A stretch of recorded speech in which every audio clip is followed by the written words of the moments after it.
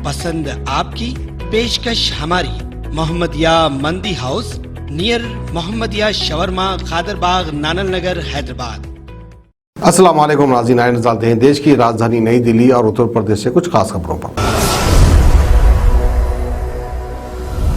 आप सभी का स्वागत है सच न्यूज में। आइए जानते हैं उत्तर प्रदेश और देश की राजधानी से कुछ खास खबरें।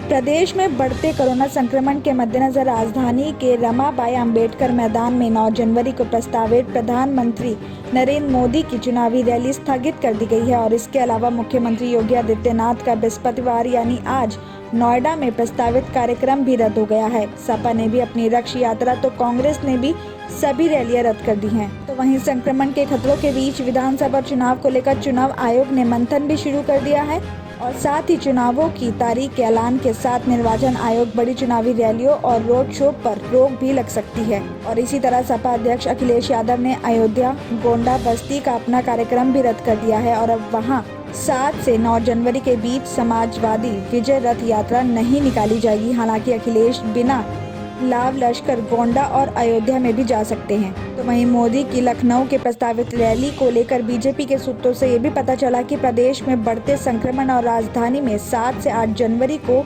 मौसम खराब रहने की पूर्वानुमान के चलते इसे स्थगित भी करने का फैसला किया गया है। चुनाव घोषणा के करीब प्रस्तावित इस रैली को लेकर पार्टी ने काफी तैयारी कर रखी थी और एक विधानसभा क्षेत्र से 2,500 और कुल 10 लाख लोगों को जुटाने का भी लक्ष्य था। तो वहीं ये भी माना जा रहा है कि नोएडा में 1,000 से ज्यादा सक्रिय मरीज होने की वजह से योगी का कार्यक्रम भी रद्द हुआ है। दिल्ली के स्वास्थ्य मंत्री सत्येंद्र जैन ने गुरुवार यानी आज सुबह प्रेस कॉन्फ्रेंस करके कोरोना बुलेटिन के बारे में बताया है।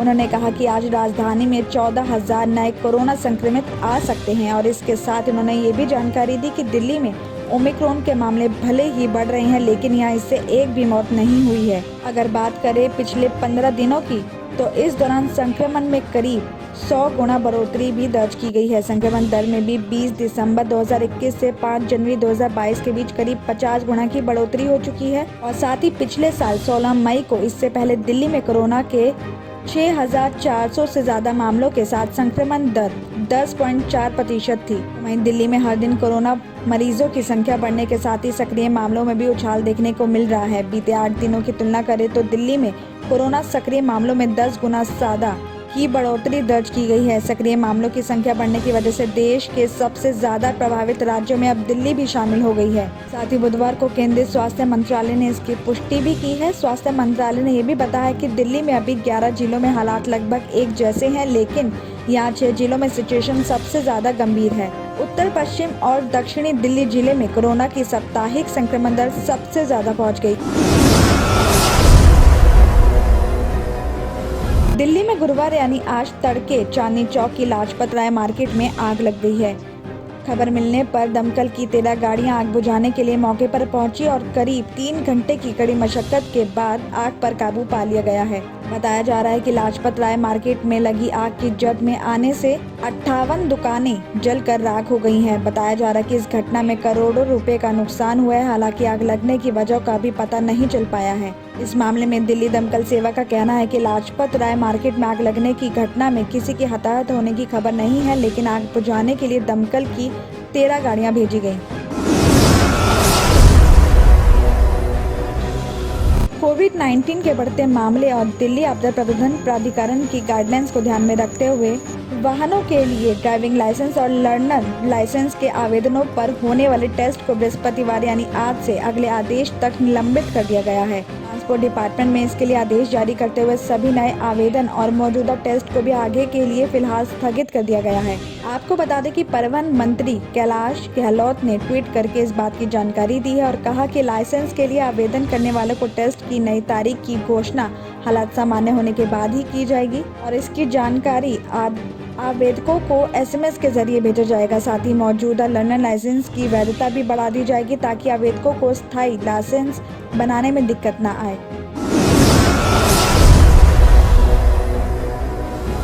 पंजाब में प्रधानमंत्री नरेंद्र मोदी की सुरक्षा में चूक पर BKU यानी भारतीय किसान यूनियन के नेता राकेश टिकैत ने अपनी प्रतिक्रिया दी है। उन्होंने कहा कि ऐसी खबरें सुनने को मिल रही हैं कि प्रधानमंत्री पंजाब से बचकर आए हैं। अगर ऐसा है तो आप वहां क्यों गए?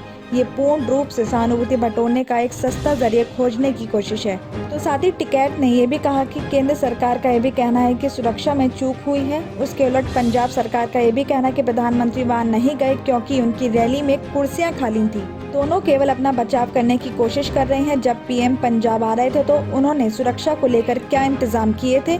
उन्होंने कहा कि इस बात की जांच जरूर होनी चाहिए कि वापसी सुरक्षा में चूक है या फिर किसानों का आक्रोश है। आपको बता दें कि बुधवार को पंजाब में प्रधानमंत्री नरेंद्र मोदी का फिरोजपुर में दौरा था और भारी बारिश की वजह से पीएम को सड़क मार्ग से जाना पड़ा, लेकिन इस दौरान हुसैनी वाला से 30 किलोमीटर दूर रास्ते में प्रदर्शनकारी मिल गए, जिस वजह से उनका काफिला तकरीबन 20 मिनट बेहद असुरक्षित एरिया में रुका हुआ था। और जिस इलाके में पीएम मोदी का काफिला रुका हुआ था वो आतंकियों के अलावा हेरोइन तस्करों का गढ़ माना जाता है। पिछले साल सितंबर महीने में इसी क्षेत्र में आतंकी वारदात को भी अंजाम दिया गया था। लिहाजा केंद्रीय गृह मंत्रालय के अलावा पीएम सिक्योरिटी के तमाम अधिकारियों के चेहरे पर शिकन पैदा होना जायज था। इसके बाद से पंजाब में सियासत गर्मा गई थी। तो वहीं सुरक्षा कारणों की वजह से प्रधानमंत्री के फिरोजपुर के कार्यक्रमों को रद्द कर दिया गया और उनका काफिला भटिंडा एयरपोर्ट पर लौट आया। केंद्र ने पंजाब सरकार से इस घटना की रिपोर्ट भी मांगी है। वहीं भटिंडा एयरपोर्ट पर प्रधानमंत्री ने पंजाब सरकार के अफसरों से ये भी कहा कि अपने सीएम को थैंक्स कहना कि मैं भटिंडा एयरपोर्ट तक जिंदा लौट पाया।